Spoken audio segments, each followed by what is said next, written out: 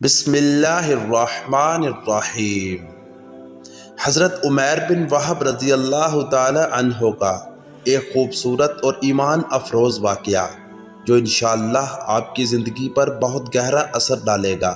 And تک ضرور سنیے گا، لاسٹ پارٹ۔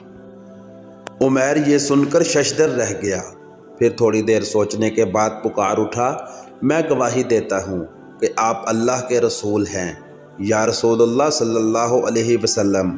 جب آپ ہمیں آسمانی خبریں بتلایا کرتے تھے تو ہم انہیں تسلیم نہیں کرتے تھے۔ ہمارا خیال تھا کہ آپ پر کوئی وحی وغیرہ نازل نہیں ہوتی، لیکن صفوان بن امیہ اور میرے درمیان ہونے والی گفتگو کا تو ہمارے علاوہ کسی کو علم نہ تھا۔ اللہ کی قسم، اب مجھے یہ یقین حاصل ہو گیا ہے کہ یہ خبر اللہ تعالیٰ نے آپ کو دی ہے۔ اللہ تعالیٰ کا میں شکر گزار ہوں کہ وہ مجھے آپ کے پاس لے آیا تاکہ مجھے اسلام کی ہدایت نصیب ہو۔ پھر اس نے لا الہ الا اللہ محمد الرسول اللہ پڑھا اور مسلمان ہو گیا۔ نبی صلی اللہ علیہ وسلم نے اپنے صحابہ رضی اللہ عنہم سے ارشاد فرمایا، اپنے بھائی کو دین سمجھاؤ، قرآن مجید کی تعلیم دو اور اس کے قیدی کو آزاد کر دو۔ تمام صحابہ کرام رضی اللہ عنہم حضرت عمیر بن وہب کے اسلام قبول کرنے سے بہت خوش ہوئے، یہاں تک کہ حضرت عمر بن خطاب رضی اللہ تعالی عنہ فرمانے لگے کہ جب یہ رسول اللہ صلی اللہ علیہ وسلم پر حملے کی نیت سے آ رہا تھا تو مجھے بہت برا دکھائی دیتا تھا، لیکن آج اسلام قبول کرنے کے بعد یہ مجھے اپنے بیٹوں سے بھی زیادہ پیارا لگتا ہے۔ حضرت عمیر بن وہب رضی اللہ تعالی عنہ تو اسلامی تعلیمات سے مستفید ہو رہے تھے اور اپنے دل کو نور ایمان سے منور کر رہے تھے، اور اپنی زندگی کے ان خوشگوار ایام میں مکہ اور اہلیان مکہ کو بھول چکے تھے۔ ادھر صفوان بن امیہ بڑی بے چینی سے منتظر تھا اور وہ پر امید تھا کہ کوئی خوش کن خبر ملے گی۔ جب بھی وہ کسی مجلس کے پاس سے گزرتا تو برملا کہتا، قریشیو خوش ہو جاؤ، تمہیں عنقریب ایک ایسی خبر ملنے والی ہے جو واقعہ بدر کی سنگینیوں کو بھلا دے گی۔ پھر صفوان بن امیہ کے لیے انتظار کی گھڑیاں طویل تر ہوتی چلی گئی۔ اس کے دل میں آہستہ آہستہ بے چینی سریت کرنے لگی۔ وہ اس قدر اضطراب و قلق میں مبتلا ہو کر پہلو بدلنے لگا جیسے کہ انگاروں پر لیٹا ہوا ہو۔ وہ مدینہ منورہ سے آنے والے ہر مسافر سے پوچھتا کہ عمیر کہاں ہے، لیکن کوئی شخص بھی اسے تسلی بخش جواب نہ دیتا۔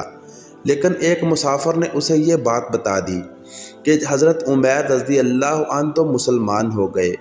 یہ خبر اس پر بجلی بن کر گری، کیونکہ اسے پختہ یقین تھا کہ عمیر رضی اللہ تعالی عنہ مسلمان نہیں ہو سکتا، خواہ ساری دنیا مسلمان ہو جائے۔ حضرت عمیر بن وہب رضی اللہ تعالی عنہ مدینہ منورہ میں بڑی محنت سے دینی تعلیم حاصل کرتے رہے اور قرآن مجید کا کچھ حصہ بھی زبانی یاد کر لیا۔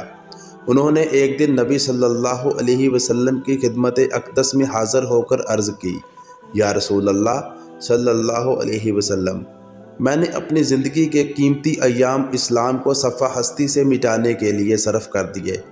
جو بھی اسلام قبول کرتا تو میں اس طرح کی تکلیف پہنچاتا۔ اب میری دلی تمنا ہے کہ آپ مجھے مکہ معظمہ جانے کی اجازت عنایت فرمائیں تاکہ میں قریش کو دین اسلام قبول کرنے کی دعوت دوں۔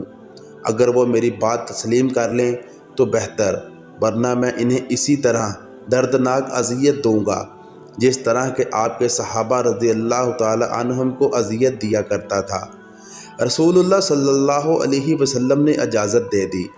آپ اپنے دل میں بڑے ارمان لیے مکہ معظمہ پہنچے اور سیدھے صفوان بن امیہ کے گھر تشریف لائے اور ارشاد فرمایا، اے صفوان، تم ایک دانش مند سردار ہو، بھلا یہ تو بتاؤ کہ جن پتھر کے بتوں کی تم پوجا کرتے ہو اور ان کے نام پر قربانی دیتے ہو، کیا تمہاری عقل تسلیم کرتی ہے کہ یہ تمہیں کوئی نفع یا نقصان پہنچا سکتے ہیں؟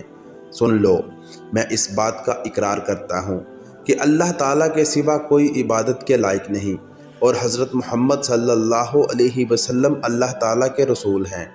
حضرت عمیر بن وہب رضی اللہ تعالی عنہم بڑی جان فشانی سے اہل مکہ کو دین کی دعوت دینے کے لیے دن رات مصروف ہو گئے۔ بہت سے لوگوں نے ان سے متاثر ہو کر اسلام قبول کر لیا، اللہ سبحانہ و تعالی حضرت عمیر بن وہب رضی اللہ تعالی عنہ کو اجر جمیل عطا فرمائے اور ان کی مرکت پر مسلسل اپنی رحمت نازل فرمائے، آمین ثم آمین۔ تو دوستو یہ تھی آج کی ویڈیو، کیسی لگی کمنٹس میں اپنی رائے کا اظہار کریں، چینل کو سبسکرائب کر کے بیل نوٹیفیکیشن دبا لیں تاکہ آپ کو ہر نئی آنے والی ویڈیو کا نوٹیفیکیشن ملتا رہے۔ ملتے ہیں نیکسٹ ویڈیو میں، تب تک کے لیے اللہ حافظ۔